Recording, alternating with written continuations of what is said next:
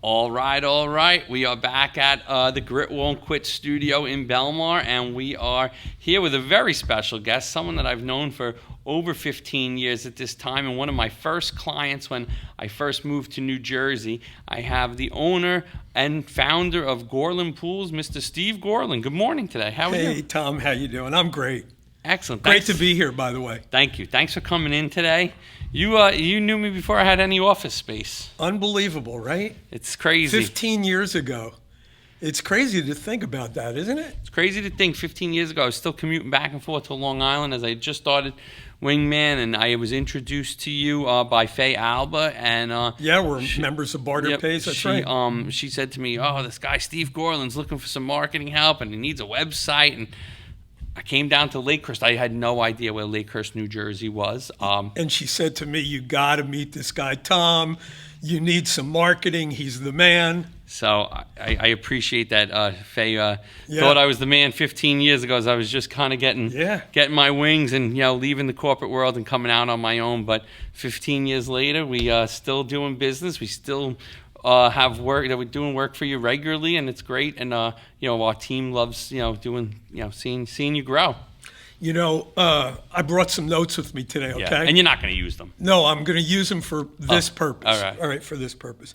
First of all, you and I, we have a love for reading books. Yes. And we share our love for that. So I brought a book for you today. Awesome. I want to give this to you. It's a tiny little book, but it's called Leadership 101. All right. And I wrote a little inscription to you. It says, "Tom, to a powerful leader, thank you for all you do for Gorlin Pools and for being my wingman, your friend Steve." Awesome. Thank you. That's great. That is fantastic. I love it. All right. So we're talking about our relationship, right? So I took a moment and I wrote down a couple of things that Wingman over the years has done for us. Okay. And the list just keeps getting bigger. And anyway, so I think at first we probably started out with web design, development, management. And since that first website, We've done a few updates over and over again. You do our graphic design and our printing, social media management and advertising, SEO, search engine optimization, PPC, pay-per-click, email marketing and newsletters, photography and videography, right? You guys go out in the field with our guys. Some of the client sites, Some of our sites, it's great. We've done direct mail, CRM, customer relations, and you make our swag. Yeah, a lot of stuff. It's almost time for hoodie season. It is. It is.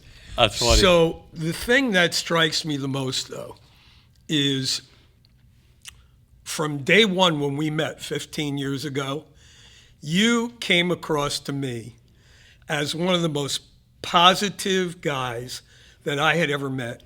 No matter what we talk about, whenever we talk about our business or your business, you're always thinking about solutions and not problems. And I love surrounding myself with people that are smarter than me, that uplift me, bring me up. And so here we are 15 years later, and it's been a great relationship. Crazy. But, my feeling on problems is you have to solve them. You can't, to piss and moan about them, it doesn't get better. I say to my people all the time, if you bring me a problem, bring me a solution. Think about it. Don't just say there's a problem. Think about the solution. And a lot of times people know the answer to the problem or have a thought process of how they want to approach the problem. But I'd rather you come to me and say, "Hey, Tom, we have a little problem. Here's the problem. And here are 3 possible solutions. And then let's identify which is the best route for us to go down to handle this." And most times, and I think that's part of leadership, is I want my guys to figure that problem out and let them think for themselves. Come back to me and say, "Look, this is what I'm thinking." I was with another client, John, the other day, and I said to him, I want my guys to I want them to make a decision. And if they're wrong, as long as it was a well thought out decision, I have their back. Where I get upset is if they didn't have a thought out solution, they go, "I don't know, I just did it." Then I'm going to be annoyed. But if they well thought out a solution and it was wrong, we'll get through it together. Yeah.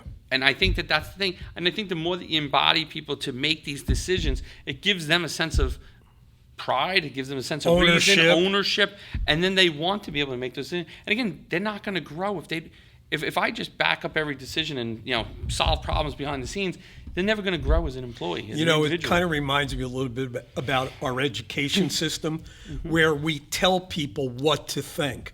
Instead of telling people what to think, we just need to tell people how to think. Because, like you said, individuals have their own answers. Maybe they're just afraid to bring it out. They don't want to be embarrassed in case they're wrong or in case somebody else makes fun of them.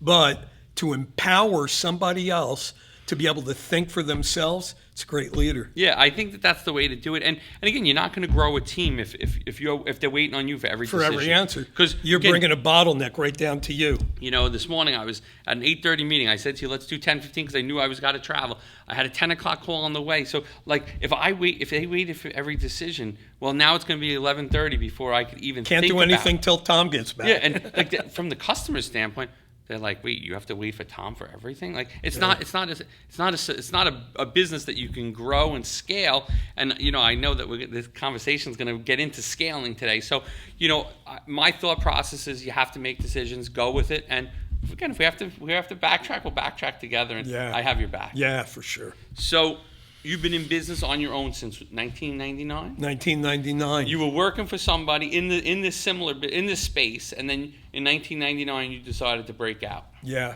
So we're talking 25 years. Yeah, it's 25 years. So you're 10 years ahead of me.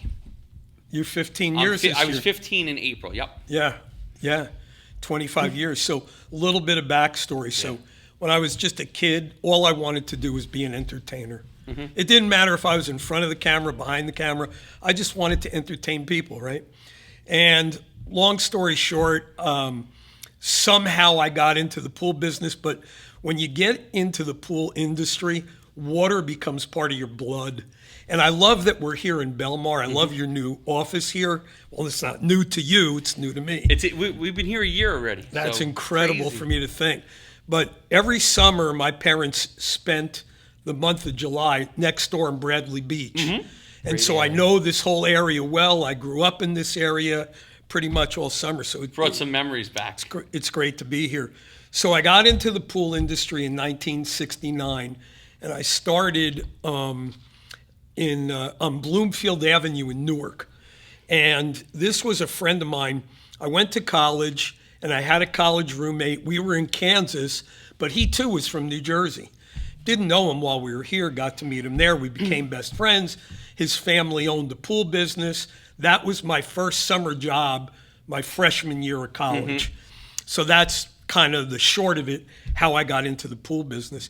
10 years before I started Gorlin Pools, I was working as a service manager for the largest pool builder of vinyl liner pools in the United States.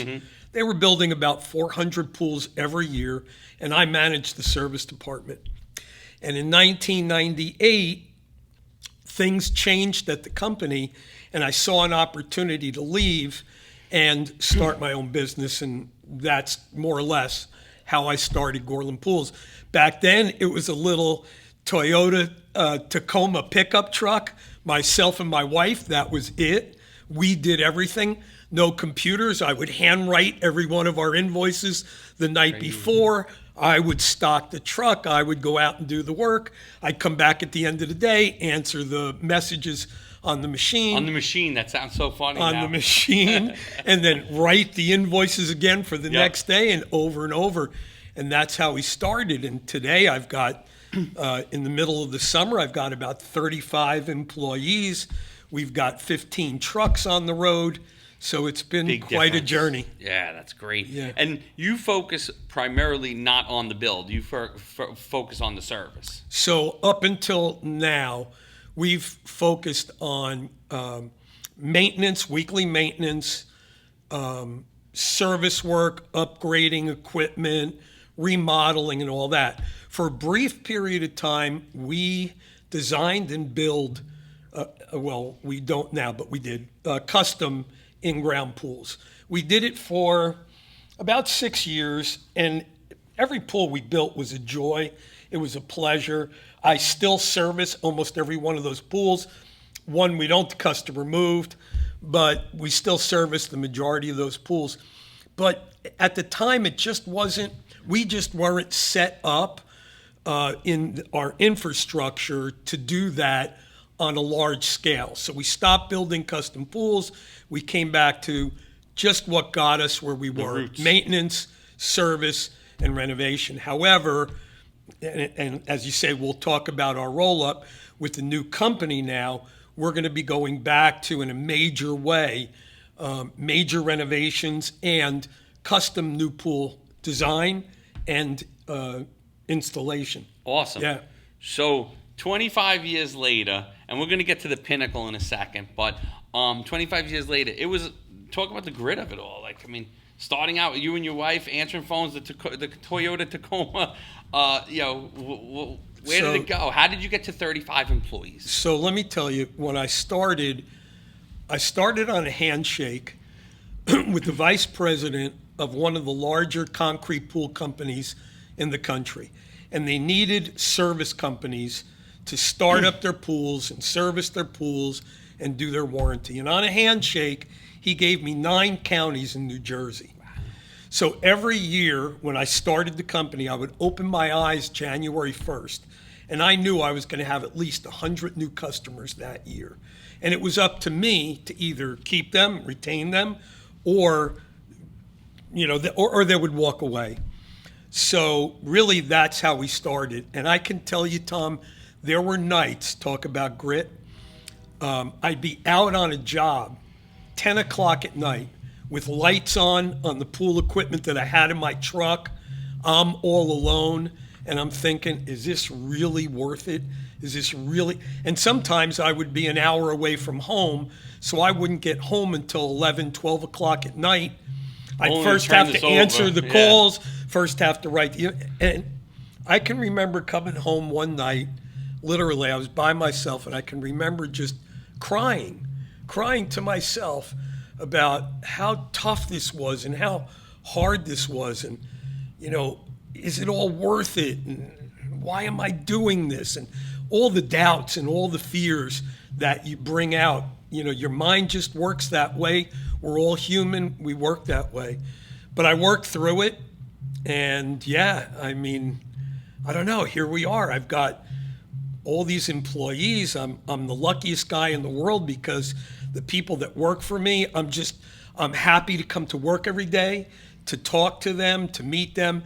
They keep me young. They're half my age or less. Some of them I could be their grandfather, for God's sakes. But it's great. It really is. So, pushing through, did you ever think about, like, maybe this isn't for me? Or was it always, yeah, it's hard, yeah, what am I doing? But, yeah, I keep going. I never think about going back to a corporate job. There are days and weeks that are hard. There are months that are hard. But, like, I never could think about, like, oh, I'm going to give this up and go back to, No, I never thought I was going to give this up. Okay. But every day really was a struggle. It was And here's why. Because I never went to college to learn how to run a business. My business acumen came from the School of Hard Knocks, and I got knocked around a lot. And you learned on the street. I got knocked around a lot. Well, that, and I'll tell you, I had everyone in my family except my dad. All my uncles always had their own businesses, and whenever we get together at family events and things, they would always talk about their business. So here I was as a kid sitting at the dinner table and hearing from them. And I can remember my uncles telling me all the time, if you take care of your employees and if you take care of your customers, your money will always be there. Don't chase the money. Chase happy employees, happy customers, and everything else will fall into place. Here I am 25 years later.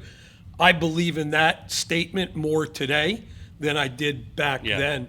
It's a great way to think about it, because if you take care of those that help the customer's happy and doesn't mind paying their bill. Yeah. Customers don't want to pay their bill when they're not happy with the service. Yeah. Or when they don't feel that there's a value in the service. Yeah. There's a motivational speaker, Zig Ziglar. Yeah. He's passed away. He was around years ago. But he used to say, if you help enough other people get in life what they want, you'll get everything in life that you want. Yep. That's the idea. Yep. That is true. But, talk about the grit.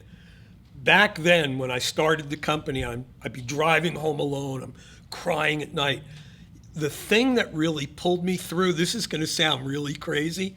I may have said this to you once before. You may have heard this. My goal, my drive was, even back then with one Toyota Tacoma, for every UPS truck on the road, there was going to be a Gorlin Pools truck. And that's what pulled me through. It really did, every day. I believed in that more than anything. And on those days when I felt like maybe I wanted to quit, on those days when I felt like maybe it was too tough to persevere and to, see it through, that statement, one day I'm going to have as many trucks on the road as UPS does, it pulled me through. That's awesome. That's a great kind of motivation.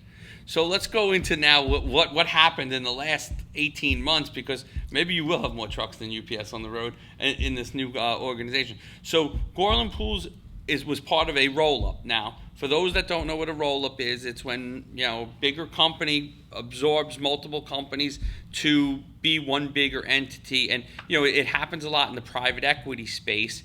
And five companies, right? 5 total companies. 5 total companies. Rolled up.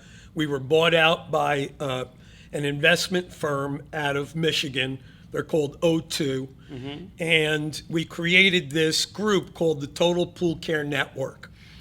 And so, but it started way, way before the past 18 months.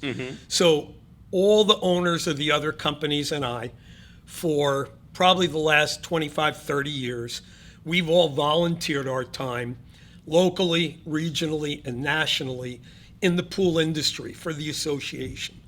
And so as a volunteer, you're not paid to do what you do. And when you're in the trenches, you really get to know who people are when they're doing something out of the goodness of their heart, and they're not being paid to do it. They're not in the Army, so they don't have to follow a regiment, They're doing it because they love doing it. And that's how we all came to know each other. And even back then, 25 years ago, we would talk about, one day. And what was that one day?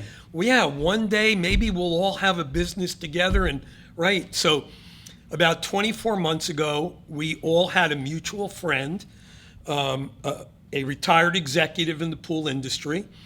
And he just started putting us all together. We got to talking. We all came to terms. We all came to the same conclusion. We had the same goals in mind. And actually, it worked out a little bit differently, because we started interviewing investment firms. Instead of investment firms coming to us, we had about 18 firms on our short list. Narrowed that down to 3, and that's how we came out with O2. But it was really our decision. So it's a little bit of a reversal of the way that it worked. And how is it going so far? Well, it's still early. Very new. This all happened the 26th of June, so we're not even in 2 months. But I couldn't be happier. Everything that our partners said they have been that and more. So each of us, presidents, the owners of our brands, we retain our brand. So Gorlin Pools is still Gorlin Pools. It's going to remain Gorlin Pools, at least for the foreseeable future. And the other 4 companies retain their brands. But the nice part about this is, over the years, maybe, as a small company, maybe I've struggled to be able to offer my employees the benefits that I want to be able to offer them, maybe the pay scale that I think that they really deserve, that I would like to offer them, the training and the career path. It's a struggle. As a small business, it's a struggle. But now with an investment partner and other companies as my partners, where we can leverage our best practices, all that is going to come to fruition now. So for me, that was a couple of the biggest benefits about rolling us up into one company. And now, so now, do you guys how hands-on are they? So O2 is 100% hands off. Okay. They don't. So they let you do your thing. Yeah, they don't know the pool industry. However, in our process, and again, this was unique. During our roll-up process, we had one suitor very early on, and they thought that we were going to be a match. So they started to vet CEOs, and the vetting process that they went through was very diligent, very rough, and it was very expensive. And they identified one guy. Well, that deal kind of fell through, but that guy, he hung on, and we hung on with him. When we identified the group that we're with now, we introduced them to him and him to them, and it was a perfect match. So right from day one, we had a CEO. Where are we at? Today is the 9th. Today's the 9th of August anyway. We're going to be, this is shot on the 9th of August that will be going out in September. Yeah. But yeah, we weren't going to say that, but we did. But in any event, so we have a CFO. He's been with us now 9 days. Yep, sure. And so things are just really kind of getting rolling. But between the CEO, the CFO, and all the leaders of the brands, we're going to run this company. We're going to grow the company. Awesome. And together. you have some good goals ahead of you too. You want to see some big increases in the business. So of course we're looking for organic growth. Each one of our companies is going to grow. I think we have so much opportunity in Gorlin Pools. We're here at the Jersey Shore. We also work throughout Monmouth, Ocean, Middlesex, and we go all the way to Mercer County, out by Hopewell, Pennington, Princeton, that whole area. And so I think we have unlimited opportunity for growth with not only what we do, but now bringing on additional services that we can offer in renovation and design, new pool construction, leak detection, so many other things. And one other thing that we do a lot of is also real estate inspections for people that are buying and selling homes that have pools. We do, like you have a home inspection, we do pool inspections as well. Which is great. Yeah. That's awesome. So now, are there any of the other companies in the roll-up in New Jersey, or are they all? So let's see. There's one other company in New Jersey. They're in Morristown. They're called Aqua Doctor. Isaac Kesselman and his wife, Maria Kesselman, they run that business.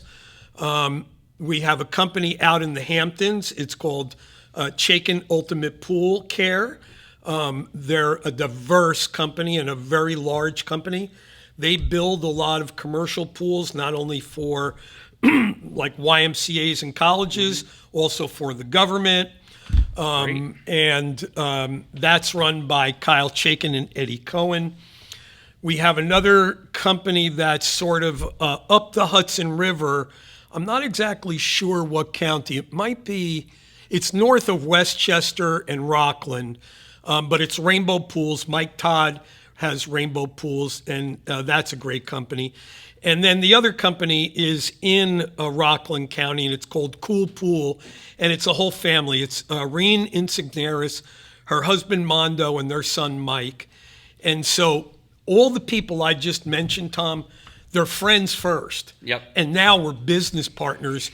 And to think that this really happened, it really happened. It's so cool. It's so cool. That's so great that happened. And, and again, it's in the works, but you were running independently, being part of an organization. So again, you put in time at that organization that didn't give you an instant reward. I feel like in today's world, everybody's looking for the instant gratification. You put time in, you put hours in, you put effort, and you built relationships that turned into a bigger business. So I was thinking about that. I was thinking about the definition of grit and how my story fit in. And we talked about this one where, for every UPS truck on the road, there's a Gorlin Pools truck, and now here we are. But there's another story behind that. So in 1991, I started volunteering my time for the pool industry. And as soon as I got involved, I saw a need in the National Association, and I just felt like I was the guy that was built to solve that need.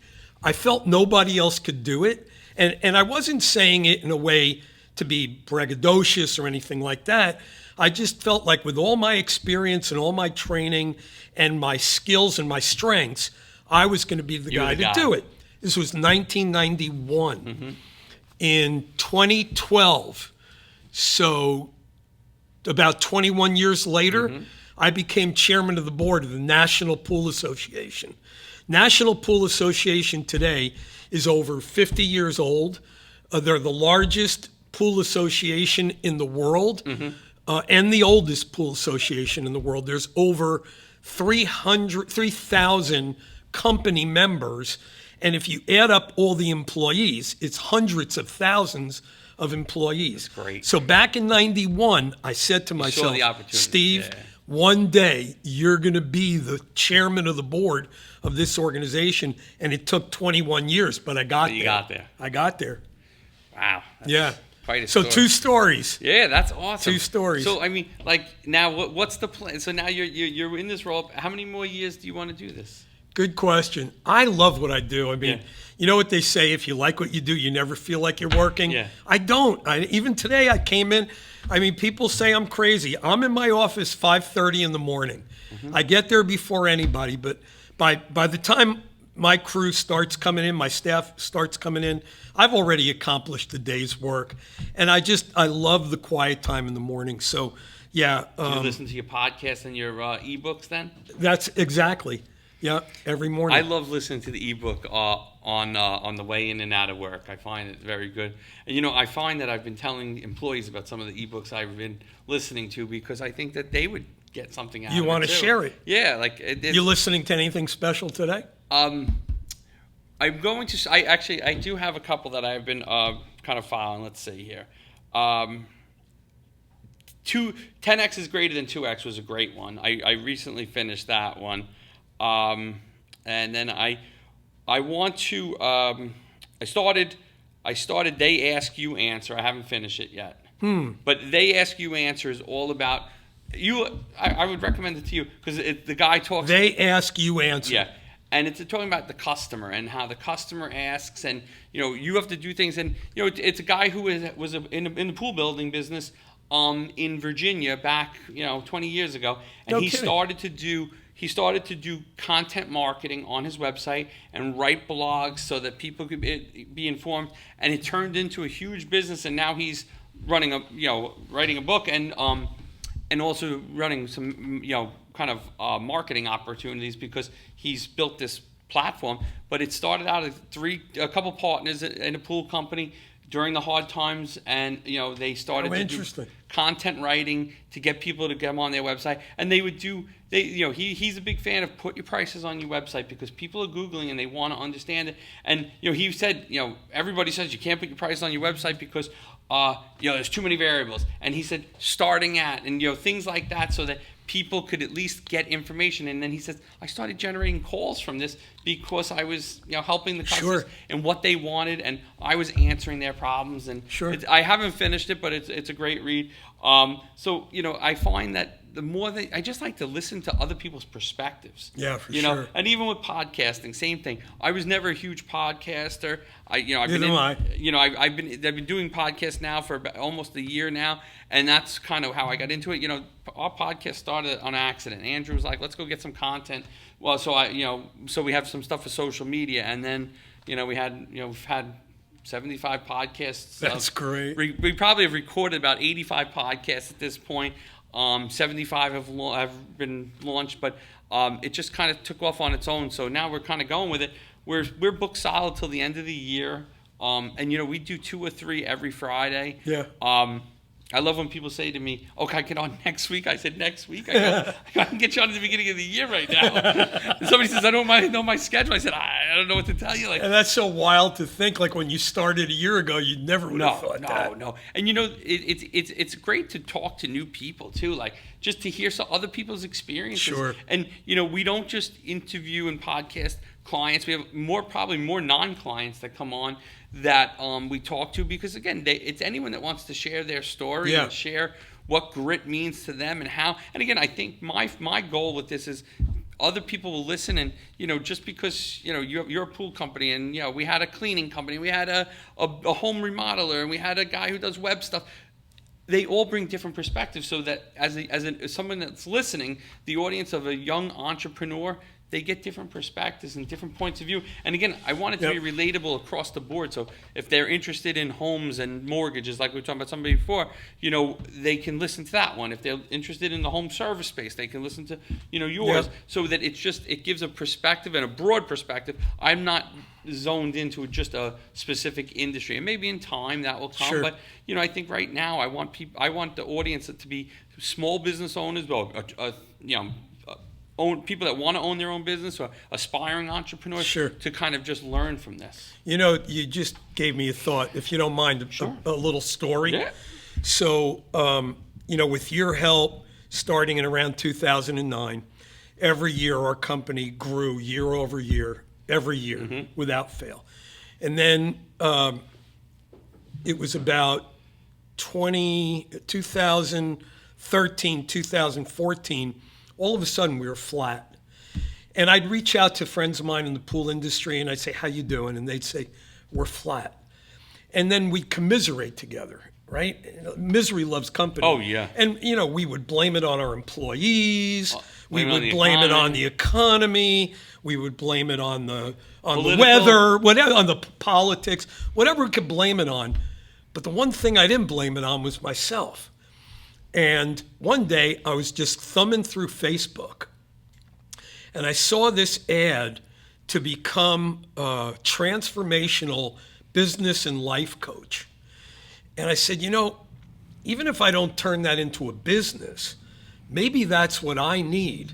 Maybe I'm the one that needs to grow, not everybody else. Maybe I need to grow. So I invested in myself. I took the course. I studied for a year. I became a certified transformational business and life coach. And guess what? All of a sudden, my company started to grow again. All that time, I'm blaming it on everyone else and everything else. And it was me. And I realized that not going to college, I didn't go to the Wharton School of Business at Penn State, but learning how to run my business, I gave everything I had into my business. Sure. And that's the level I got to. And I had no more to give. So because of that, that's where my company was. But once I opened up my mind again and realized that it was me, I was the one that had to grow. Once I started to grow, my employees started to grow. My customers started to grow. The business started to grow. And ever since then, and that was, it was 2014, no, probably 2015. Ever since then, again, year after year, every single year, we've had growth in the company. It's a matter of you got to find growth too. Sometimes things are hard. Yeah. Sometimes the old way of doing it doesn't work anymore. Or sometimes, a lead source dries up, or, and I think a lot of small businesses think small. When they, we had a lunch and learn here not too long ago, and one of the guys says, I don't need to advertise. And I kind of chuckled like, what do you mean you don't need to advertise?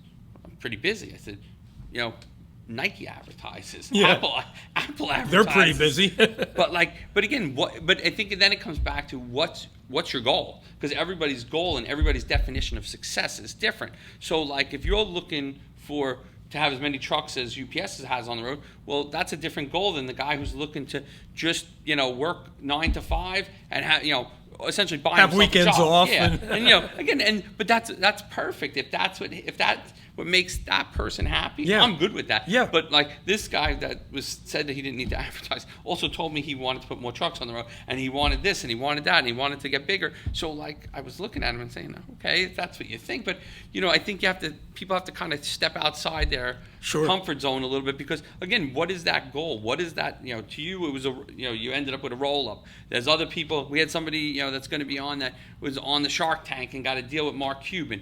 Me, I want to continue to grow. I get, offers, somewhat regularly in my email of people that want to start exploring the sale of my company. And I write back very casually and fun, and I say, I feel like I'm still too young. Yeah. I feel like I still have more to offer. I still feel like I have growth. So, some people can appreciate that, and other people kind of probably just like, why did he even write that? But my feeling is I'm 46. I still think I have more to give to the company. I think I can grow. Again, my idea is growing year after year, but I want also good growth. As I don't just want, again, we're kind of a boutique in the sense that we're a 20-man operation. We don't have to work with everybody. To grow our business, we can work with the right customers, and I want to find the people that value what we do, not just that are looking to churn us next year. Couldn't agree with you more. Our philosophy is the same way. I don't want every pool to be my pool. We're picky. Yeah, I want to help people that want to help themselves. Like a customer that's looking to grow their business, that's a great person to align with because they have similar goals and similar visions and similar, ideas of what they want to do. A guy who says to me, look, I'm looking to hang on for 3 more years and I'm going to retire, just do the bare minimum so that my website stays up and, I have a little bit of presence out there. Like, to me, we'll help them because we try to help them. But how far is it going to go? It's not going to go anywhere big. And, they're a once a year touch point versus a company like your own where, someone on my team probably talks to you every week. Absolutely. So that's the kind of company we like to work with, where we're engaged and we're helping them think about different strategies. Like, there's so much new technology coming around. Like, we have to embrace that. We have to make sure that the sites are updated. There's more and more hacks and ransomware and all this other malware corruption. So, again, the company that's like, I'm good with the older technology. I'm like, okay, if that's sure. But please make sure that if something happens, I don't, So listen, let's have a shout out to my account manager, Nicole. She's great. Hey, she's Nicole. Been with you for years now. She has. Nicole has been great. When I did this, you got me thinking, and I decided and realized that I was the one that needed to grow. What really came out of that more than anything is I decided that I no longer wanted to work in my business. I wanted to work on my business. Mm-hmm. And when that happened, that's when everything really changed. So today, I've got a management team. Mm-hmm. The team really runs the company. And I'm business development. I'm out there. I'm, making the connections, finding other ways of growing the company. And I just love that. And that's the other thing that just keeps me young. Mm-hmm. Yeah. And that's the way to do it. I think, when you're working in the business, you could also, it's easy to make an excuse for yourself. Sure. Because you're hustling, you're working hard, you're putting in long hours, and and when you look at it, if you take a step back, you can realize, I did this wasn't the best way to do this. Yeah, right. But on the other side is when you're in that hustle, you're fighting and you're working a lot of hours. You're in it. You're like, fuck, it's the best I could do. And but when you step back and you look at it from a true outsider position, you're like, yeah, that wasn't the best. Yeah, if you're in the frame, it's hard to see the picture. Yeah. You got to be out of the frame. I always, even when I'm in the hustle, I try to always think about how the customer thinks. But again, there's times where customers thought about it differently than I've thought about it. But, I try to understand their feeling and understand where we're coming from and they're coming from so that it's the right fit. So that's another thing about grit that just struck me when you said that. And that is, and I just lost it. It just went in my mind and out of my mind. It's about reflection. Mm-hmm. And that's kind of what you're talking about. Being able to see yourself in the situation, step outside of that, and be able to reflect and say, did I do the right thing? Yeah. Is this the right way to go? That has an awful lot to go toward grit because the more you reflect, the bigger you grow. And the bigger you grow, the better you get. Yeah, and again, if your team sees you leading by that example, they're going to do the same. They're going to do the same thing. And if they see that you're a man of your honor and of integrity, yep. No one could take integrity away from you. No matter what you do, and again, no matter what business you go into, and no matter what company you work with, if you do, if you partner with someone, if you grow, if you get acquired, they can't take away your integrity. Can't take it away. Something like that. And that comes out of trust. People, if you're a trustworthy person, people will trust you. Agree. Yeah. And I think that's where I think more small business owners and new leaders coming into the game have to think about. Like, again, it goes back to what your uncles were saying. If you do right by your customers and you do right by your employees, the money will follow. So this is a great story about one of my uncles. So right before World War II, two of my uncles opened up a business on Mulberry Street in Newark, and it was called the Newark Nut Store. And they would sell nickel brown bags of peanuts on the street. So they'd get down to their store every morning at 4 o'clock in the morning, and they'd take these boards off the front. They'd bring crates out onto the sidewalk, and they would sell canned goods and eggs and things like that. And they had a roaster, and they roasted peanuts and sold nickel bags of peanuts. One of my uncles that was a partner, he had 3 kids, 2 boys and a girl. Eventually, the 2 boys took over the business, and eventually each boy had boys of their own. So now the business went from the grandfather who started it in the 1940s to his sons, to their sons, and one of those sons did go to the Wharton School of Business at Penn State. Today, that business is nuts.com. That's crazy. Nuts.com. What a great domain name, too. Unbelievable business. That's awesome. Yeah. That's a great story. That's a great story. So as we wrap up today, this was a great conversation. I'm glad you came in. Tell people where they can find you. Tell them your website, and so that if they want to find you and see what you're doing and learn more about your services and who you are, let them know. Sure. So the easiest way to find us, just simply go to gorlinpools.com. Everything is right there on our website. You can also find us on Facebook. We have Gorlin Pools on Facebook as well, but the website is the best place to find us. Awesome. Steve, thanks for coming in today. What a great, enjoyable conversation, and congratulations on Thanks, Tom. everything you're doing. Thanks for everything you do for us. Thank you. Appreciate it.